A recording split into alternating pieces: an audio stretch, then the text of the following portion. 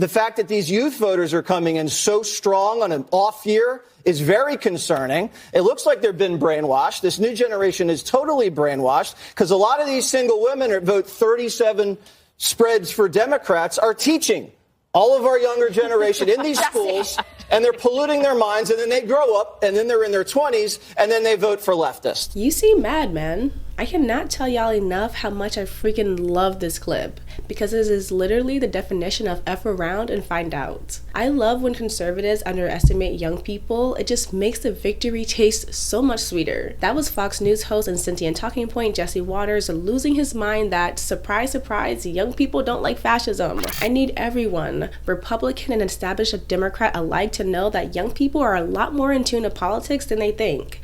And why? Because young people have the absolute most to lose when democracy fails us. My generation has been through the ringer, a 2-year pandemic that's still raging, massive economic hardships and income inequality, the threat of mass gun violence constantly looming over our heads, losing the right to have agency over our own bodies, and immense voter suppression. So hell yeah, we hit the damn polls. Young people aren't messing around. And in a typical conservative fashion, if they can't win, they do whatever it takes to suppress the other side.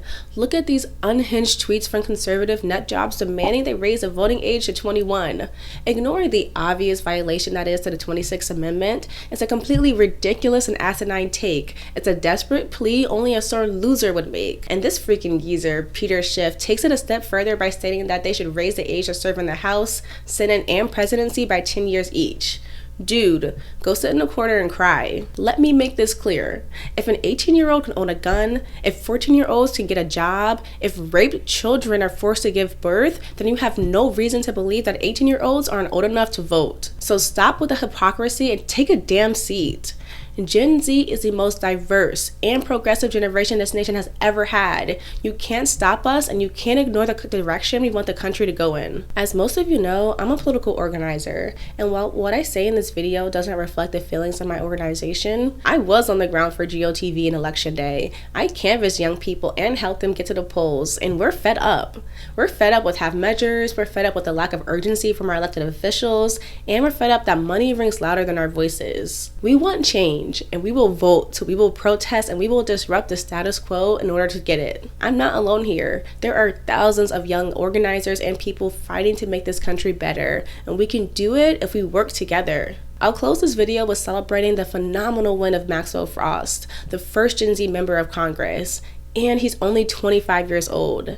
He won his race for Florida's 10th district, and I couldn't be prouder. Not only is Gen Z coming for next in the polls, we're taking over government. So you better get with the program and support us, or we'll replace you. You're watching TYT The Breakdown. Like this video, subscribe to the channel, and empower a young person in your life to get involved.